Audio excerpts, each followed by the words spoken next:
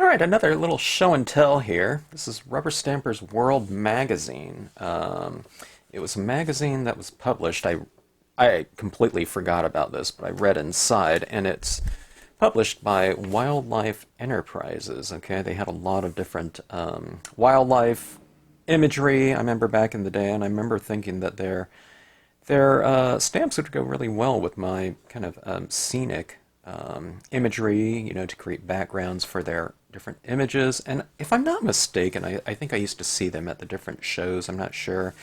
But they're based out of California, so I probably would have seen them at the Carson show and the San Jose shows, the Bay Area types of shows, maybe Sacramento. I don't recall. It was such a long time ago, but this is Volume 1, Issue number 3, 1993, so that's really going way back. I believe, I don't know if they were around in the 80s, but they might have been, but I remember them, being one of those kind of real early manufacturers out there.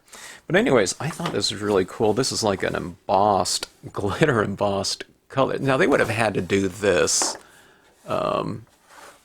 even, like all of this, I don't know if you can just see it here. I'm not catching it, but all of this is all embossed too. So they embossed this entire cover here.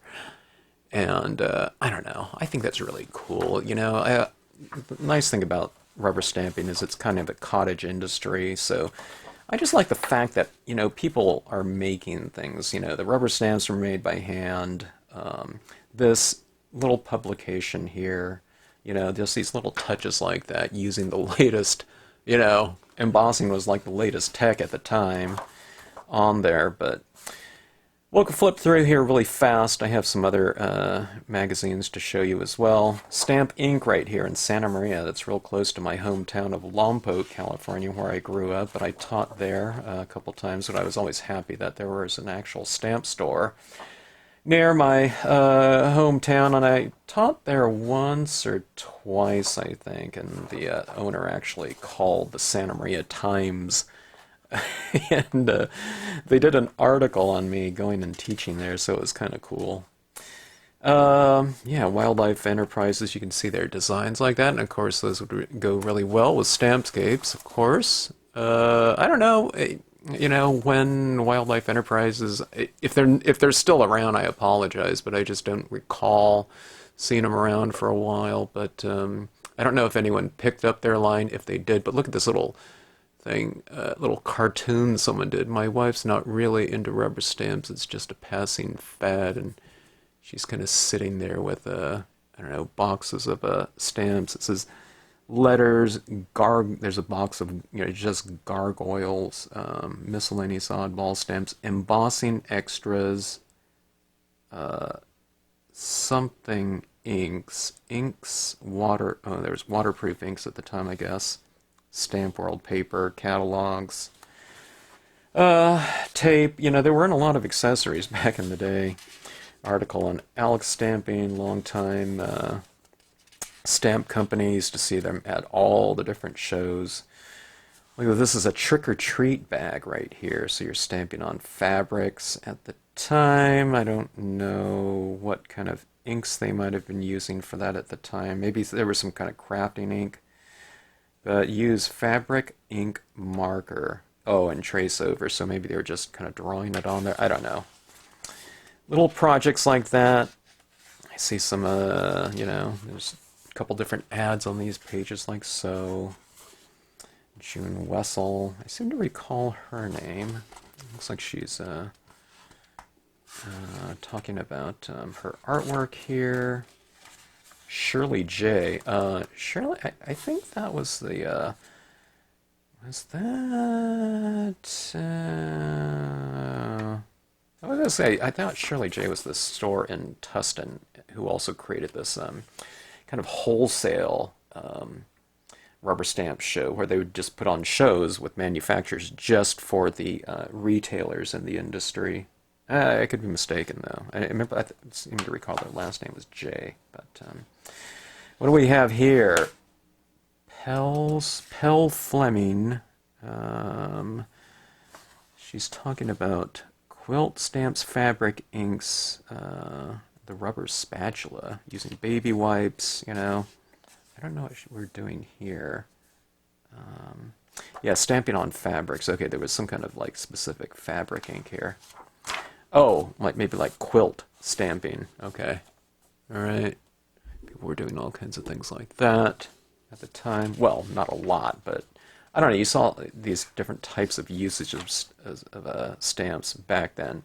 When stamps were really new, I don't know. You saw all these different types of projects, and these days, I mean, there are all kinds of projects today too, but a lot of it is card making, of course. You know, that was the majority back hit. You know, these days as well, but.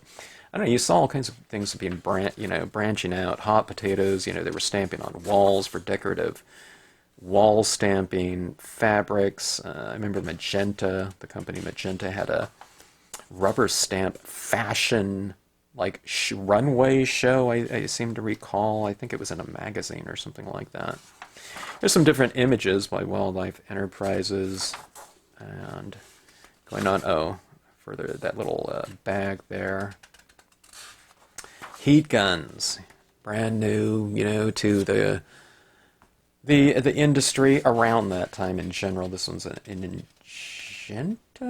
No, that's the personal paper trimmer. Okay, so look at this in terms of rubber stamp accessories. You have the heat gun there, and heat guns were around for a long time before crafting. They were usually used to in the hobby industry, like doing shrinking like monocoat over radio-controlled airplanes and stuff like that, gliders. Because my brother had one probably in the 1970s or something like that. So they were kind of repurposed, and they were perfect for embossing, of course. Ingento personal paper trimmer, a personal light box, and then you have what I always talk about in my videos. You know, I don't know if pads were out at this particular 1993. I don't think so. They were just maybe the first incarnations were kind of coming out. I'm not sure. I'm talking about raised die base pads, but look at Marvy, La Plume, Tombow pens.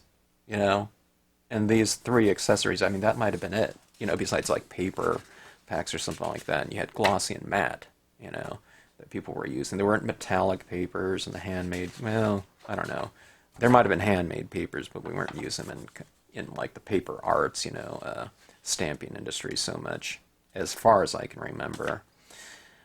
Circus stamps, they used to make my rubber, and I don't know, yeah, look at this accessory right here. Not really an accessory, but the rubber stamping furniture, you know, storing all of your wood-mounted stamps. Large 10-drawer unit was $189.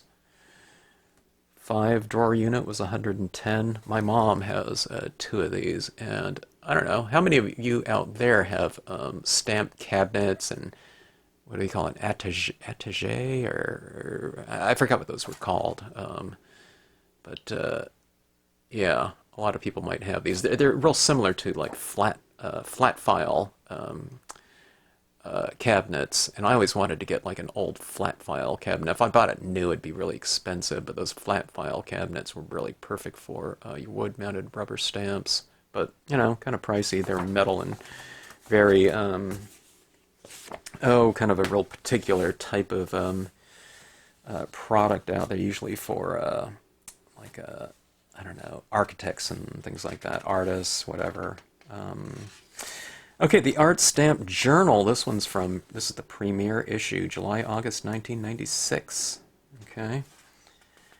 And let's see. This is published bi-monthly by Design for Print out of Minnesota. Yeah, I gotta thank all these different publishers out there. Lindahl, okay, for putting out these magazines back then. Mirror Image is advertised in here. I always loved that guy's work. One of the best artists in the industry. Lee Evers, I recognize her name, a prominent name in rubber stamping, but I'll just flip through here really fast, looking at these different things right here. You can, I don't know, just kind of flipping around in here. I mean, there wasn't a lot of photography or something like this. It's just more, it's almost like a zine or something like that, so. But you can see, you know, the different types of imagery and different types of cards that were being produced right then. I mean, these are really simplistic versions of them, you know, without any colors or something like that. But, you know, you can kind of get the gist of it. Paper Parachute here, Rubber Poet. The Rubber Farm would look really great in scenic stamping right there. Out of Minnesota. All creatures, rubber stamps. A lot of wildlife and so on and so forth. Cat dancing design, not just cat stamps. Alice in Wonderland right down here. That image right there, along with about 3 or 4 other Alice in Wonderland pieces, must have been, very common in those copyright-free books, because I've seen like that image used in, I don't know, 5 different rubber stamp lines before, and there used to be a company called Alice in Rubberland, really cool company with a lot of funky designs that I used to like. Used to come around to the Carson show, Las Vegas show, I'm sure the Bay Area shows, and maybe San Jose and San Mateo. Look at this quick and easy fold idea in terms of just, how to fold certain envelopes. The envelope mill here. Oh, let's see. What does Rebus say? Oh my gosh, you have to do one of those things. You know how those rubber, okay, that cat's rubbing in a bear, so rubber stamp pen, rubber stamp ink? Can't, rubber stamp ink or something, can't be better. Okay, so beater better. Rubber stamp can't be better. Rubber stampin'. Okay, rubber stampin' can't be better, so someone did one of these things. You used to see things like that, people doing, these little puzzles like this. And that's what they would use their rubber stamps for. When have we ever seen something like that being done, lately? I can't remember. But you used to see stuff like that. Or people would do mail art, and they would do this type of thing, like on the envelope front or something like that. So, I don't know, we should do something like that. Oh, let's see. Top 10 art stamps you can't be without. An eyeball, okay. That was number 1. Or is this like...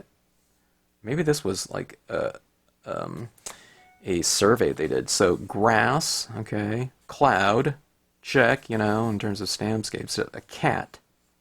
It's interesting. Cat was number 4 in the top 10 art stamps you can't be without, from whatever survey they did. Wings. Okay, I guess you can put wings on whatever you have. You can put wings on that rubber stamp there if you want to.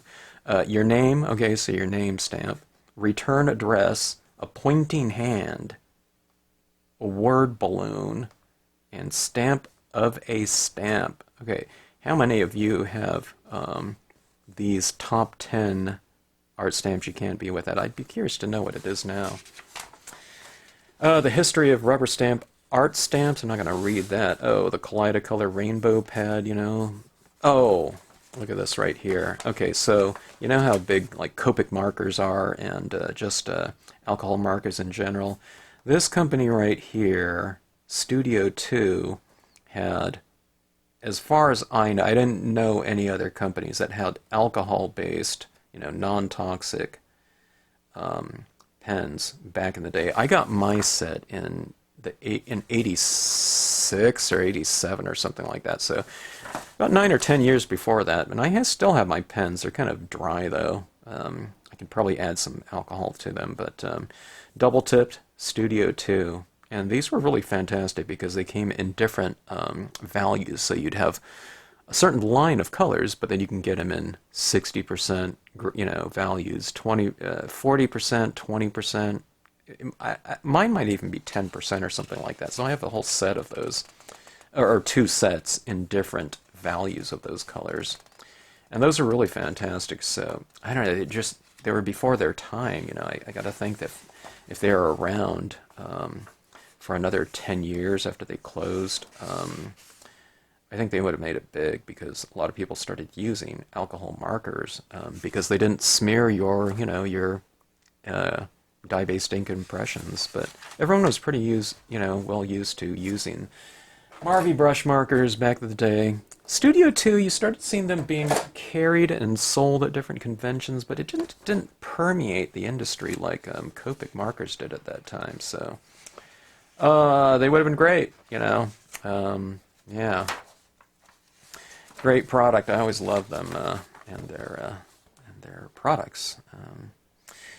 Rubberrama, right here. That was another show that went on up in the Bay Area. Let's see here. Stamp the Hand Company, my previous company. Oh, National Stamper Graphic is advertised in here, which I've shown in other show and tells. Can think of it. Vamp Stamp News here. So Vamp Stamp News, going into my next magazine right here. I think this is a latter kind of Vamp Stamp News because, you know, they kept improving their things, going to more color and things like that, photography. Everyone always got Rubber Stamp Madness. A lot of people subscribe to a lot of different magazines out there, but this one was known. I mean, Rubber Stamp Madness was a, you know, rubber stampers magazine, okay? It's not like this one was for real rubber stampers or something like that. People got both, but for real kind of serious rubber stampers, that this one was right on the edge of, in terms of like techniques. So this one had the reputation for having a lot of great information on the latest techniques, and they didn't have a lot of samples as far as I remember the earlier versions of it, and I thought they were all black and white, but rubber stampers loved this magazine here, and a lot of people subscribed to it. And they started, you know, a lot more advertisements in their kind of latter years and whatnot. But always just a lot of respect for Vamp Stamp News. It was such a great publication. And thank you to the editor at that time. It was Nancy Waterman, okay, out of Maryland, okay. Thank you, Nancy. Great job with this magazine here. A lot of people loved it. Going into it, there's not a lot of visuals in here because it was a lot of information, but that's what a lot of people loved about it. The inkpad, I think the inkpad is still out there. They might have moved a couple times or whatnot, but I believe that store is still out there. So I have a photo of them. I don't know at what time it was, or if they've moved a couple times since then, or whatever. But it looks like a real good, you know, rubber stamp store. It, you know, from what I remember, what they looked like back then. And I don't remember when that photograph was taken. I have it up on my Flickr account, and I think the history of rubber stamping.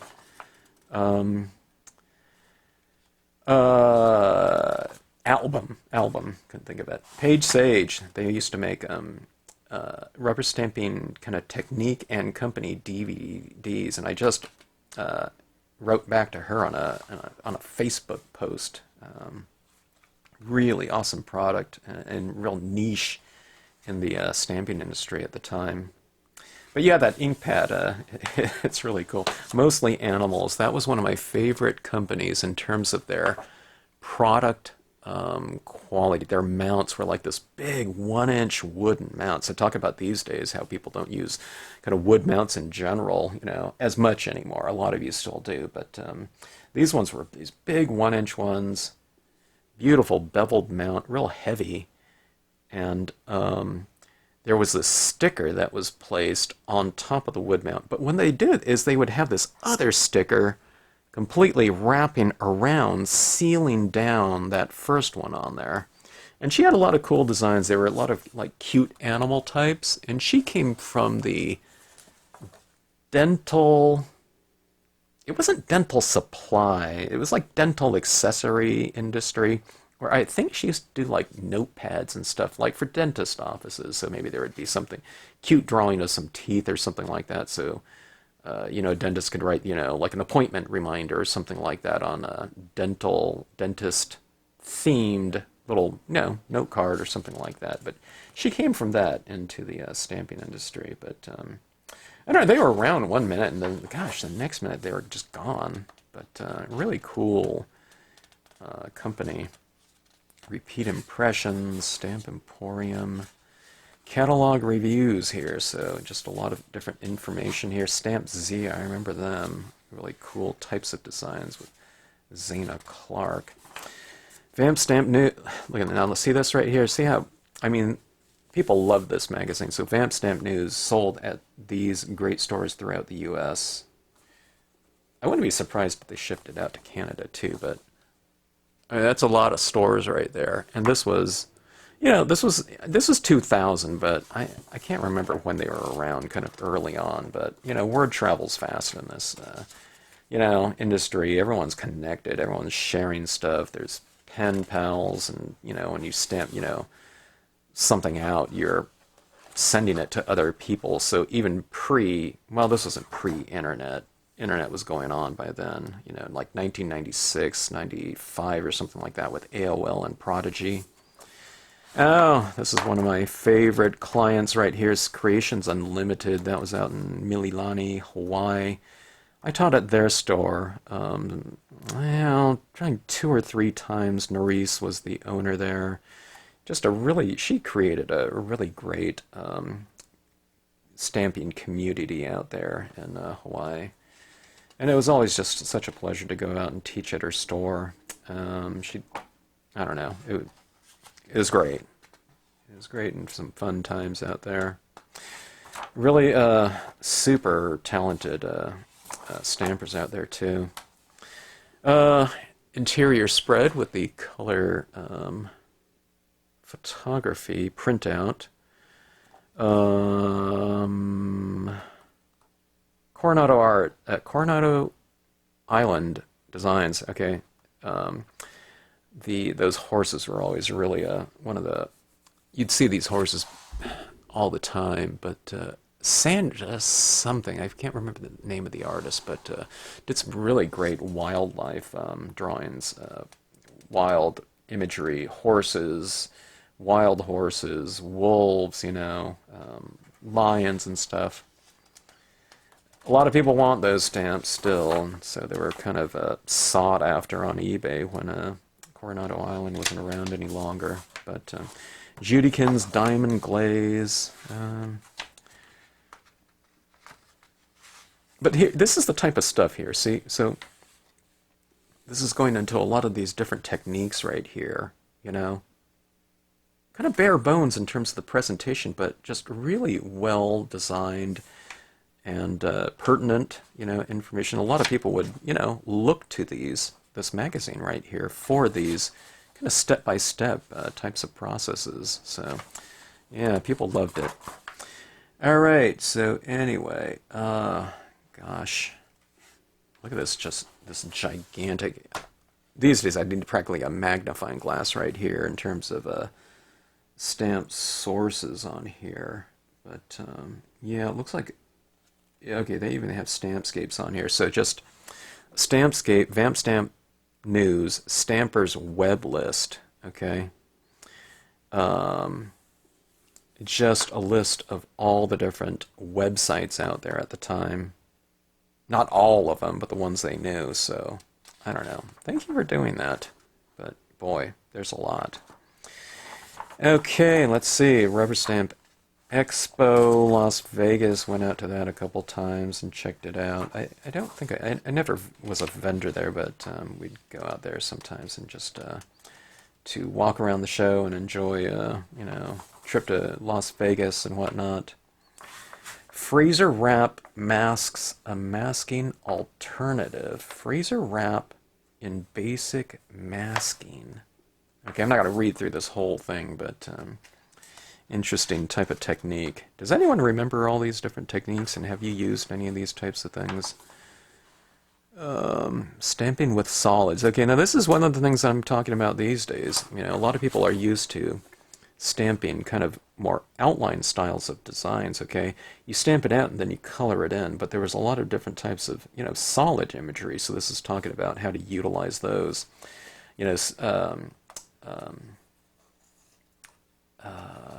Gosh, okay, my mind's kind of scrambled right now, but who was the one that had all of the the solid imagery? I was just talking about her yesterday.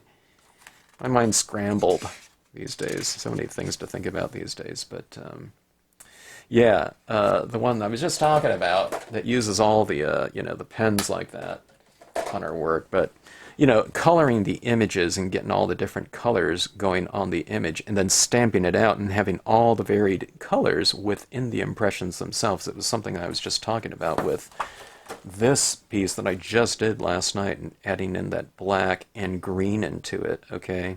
And just getting those colors inherently in the impressions themselves. D. Grunig from Bosch Impressions, I can't think of it. But see, a lot of times people will, these days, will stamp out a tree like this solid one right here. And sometimes they start coloring in like around it. So there's this glow of kind of green around it.